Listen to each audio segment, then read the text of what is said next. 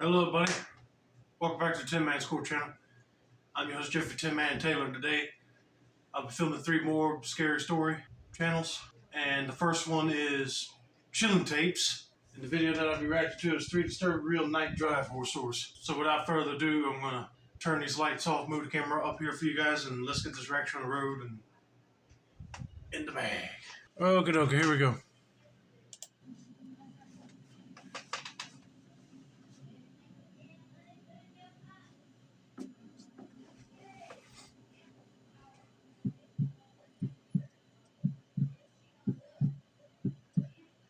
2 years ago, when my autistic daughter had trouble sleeping at night, she was 1 at the time, I would toss her in her car seat and drive around. It was one of the only ways she fell asleep soundly, and I lived with my parents in a nice neighborhood.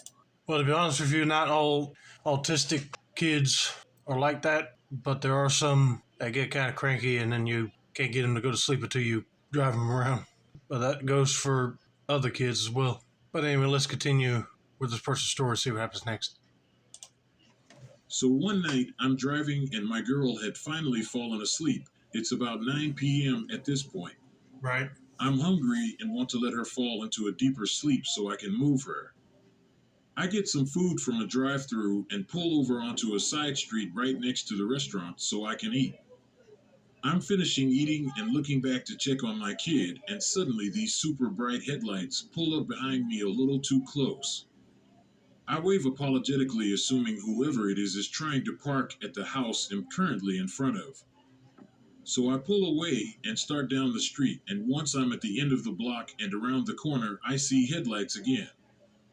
No biggie. This is a semi-busy side street, so people cut down this way all the time.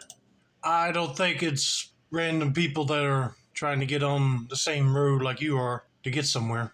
They spotted you and decided to follow you. They could try to pull you over and rob you. I'm just guessing at this point, but after hearing other night drive related stories, that's what it seems like is happening right now. Only this person is riding my ass like I'm not moving fast enough. I get annoyed and change lanes to get out of their way. Almost as soon as I do, they follow.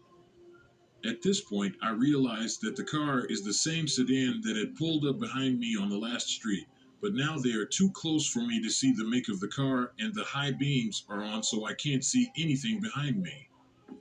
I curse myself for not paying better attention to the car before.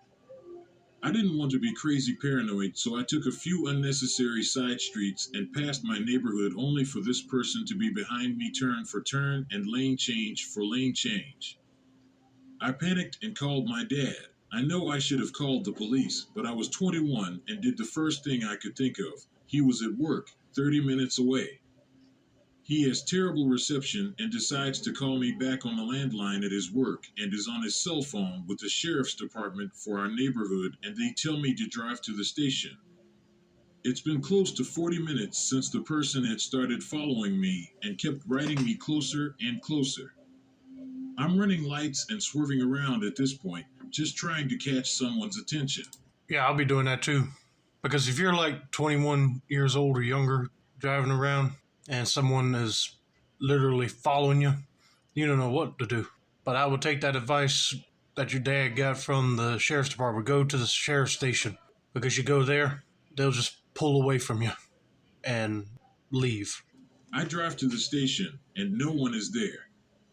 Not one car. No cruisers, no one in the department office, not even any cars in the small parking lot, and they want me to pull into the lot and wait for an officer. Yeah, I mean, that's just crazy. You would think that a sheriff's office or police department would have a bunch of cruisers right there in the parking lot, and that would have been enough to scare off whoever's tailing you. But if they're not there, they're going to still pull up and think that, oh, nobody must be running the office this night. Easy target for these people, thinking that they're not going to get any help. Oh man, this is getting creepier by the minute. I am alone. My 1-year-old is now fussing in the back seat, and there is only one way in or out of the parking lot. I see a sheriff's car at the light ahead and start to honk and flash my lights as he drives across the intersection I am driving to. He either misses what I am doing or ignores it. It's now been a little over an hour and the person has tapped my ass 4 times. Eventually, I saw another sheriff's car and just laid on my horn, and I think he caught on because he busted a U and came back towards us. As he did, the car behind me disappeared into the mall across the street, and the officer followed.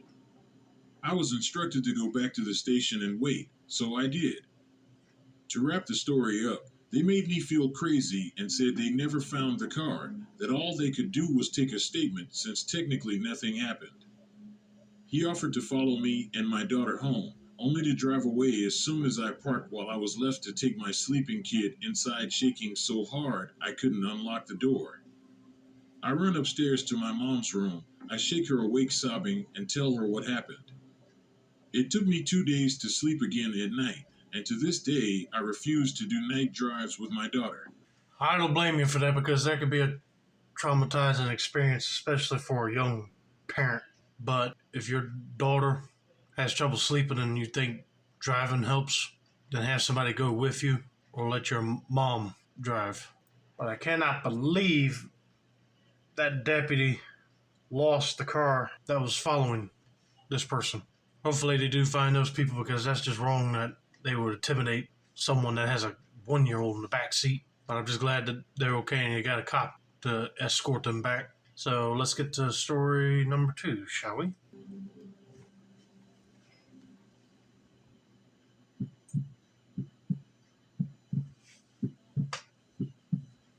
Last summer, me and my best friend Jay were obsessed with dyeing our hair, which meant frequent trips to our local Sally's beauty store.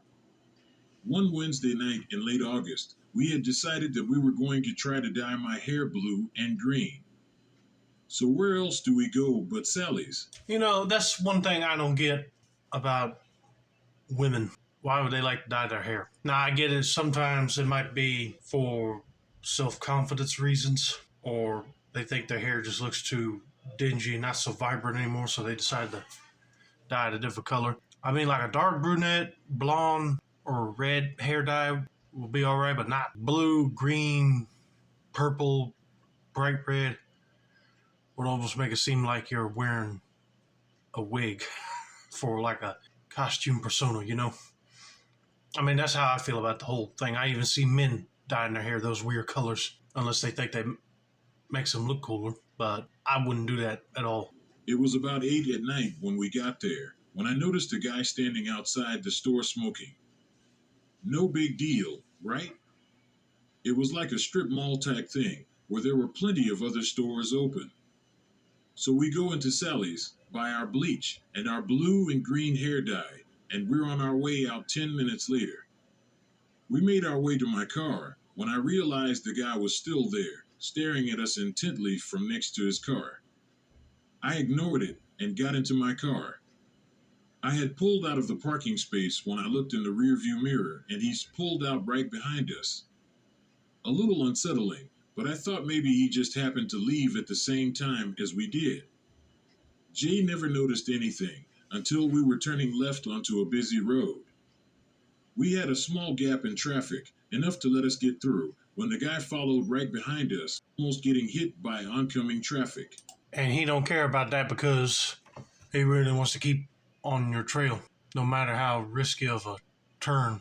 But I had a feeling that this guy that was smoking outside the Sally's would have gotten to his car and started following them. That's a true definition of a creepy stalker. I told Jay that about the creepy guy, and we speed up to try to lose him. To my dismay, he speeds up as well and starts waving and flashing his lights at us. By this point, I start trying to lose him by turning and driving the opposite way from Jay's house. On this road, there were 2 lanes, the left-hand one that went straight and the right-hand one that turned and went on the highway only. We were in the left-hand one, and he sped up to drive next to us in the right-hand one, not knowing it'd lead to a highway. He rolls down his window and starts yelling creepy things, like much he'd enjoy fucking us. He was going to fuck us until we screamed.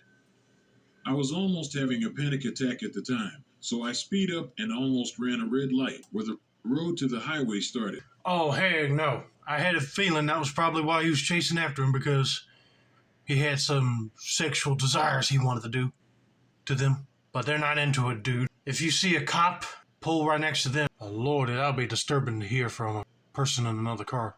The guy got stuck in that lane and was cussing at us out his window. The rest of the night, and every night since, I've been terrified to drive alone because he was behind us long enough to get my license plate number. Yeah, that could be disturbing because he could recognize it in an instant when you drive on the roads again. But you never know, he might have just forgot about you. But this person should have called the cops because then they can tell them what street they're on, and then a cop can like come in with their flashing lights and stop the other car from tailing them any longer. They should be thankful that they got stuck in the other lane.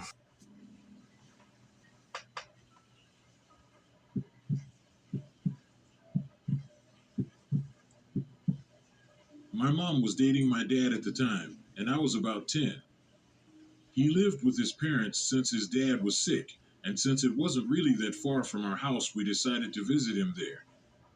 We had dinner, stayed for a while, he gave us gifts, gave me a cow plushie I still have to this day. Everything goes well. Then it gets late, around 11 p.m., and we decide to leave. It's literally pitch black. Also, may I remind you that it's probably mid December, so it's icy and you couldn't see your hand in front of your face. So, like any normal human being would, my mom puts on her high beams. Something I forgot to add is that she would actually shut them off when she got close to the car. It's not like she was blinding him. She only had them on when she was far behind the car. You will understand why I said this in a minute. We get behind this black car in which the driver is acting like a jerk and won't drive like a normal human. They're speeding up to almost 70 miles per hour and then slowing to almost a stop. My mom can't turn because the road we're on is rural and there's nothing but cow fields on either side. Oh, yeah, I would hate people like that. They just want to show off by speeding up and then they slow down and get all these other cars right behind them mad. But I guarantee you, if the mom turned on the high beams, they're going to get mad. But let's just see. There was nowhere to go, so we end up behind him with an extremely aggravated driver behind us. It gets a bit harder to see again, so my mom puts her high beams back on, a fair distance away from the black car, because why wouldn't you if you were far enough away? Right. But of course, the driver in front of us stopped. Completely stopped. Then this huge, burly, bigger built man starts sprinting over to our car at full speed. I start screaming and crying as I see that he is holding a blunt object in his hand. My mom recoils as she fears for the worst as she looks around, trying to figure out how she could escape. There's a car coming from the other way, so she can't turn around. His car is in front of us, so she can't hit the gas. There's only fenced off fields around us. He pounds on the window like the FBI and starts screaming and swearing at us. He begins threatening us, saying that he'd kill my mom if he ever caught her with her high beams on again. Of course, I scream and cry, being a small, skinny 10-year-old girl, not knowing if me and my mom were about to get killed. Well, golly, that's the most responsible thing a person should do. She couldn't see that good, unless that dude was trying to hide, or he don't want nobody knowing his license plate number or what vehicle he has easily. Either way, that's just messed up that he would just get out when somebody turns the high beams on and go all assault mode like that. Also knowing full well if she did, I wouldn't know what to do or how to get home. I didn't have my dad's phone number memorized at the time, and I didn't exactly remember how to work my mom's phone, so I didn't know how to call my dad. The man's body language was just off. I'm not sure if he was drunk or high, but it seemed that way. He looked at me for a second, which scared me and my mom rightfully. My mom is also a small lady, and our car wasn't that fast, so she wasn't sure what to do because neither fight or flight would work at this point. The blunt object in his hand turned out to be a huge flashlight, which he began to repeatedly hit the window with. He also started flashing the light in my mom's face to blind her. How ironic. My mom yelled at him to get lost as he hit the window harder, about to break it. Thankfully, the car behind us started to lay on the horn, and he got back into his car out of fear and sped off.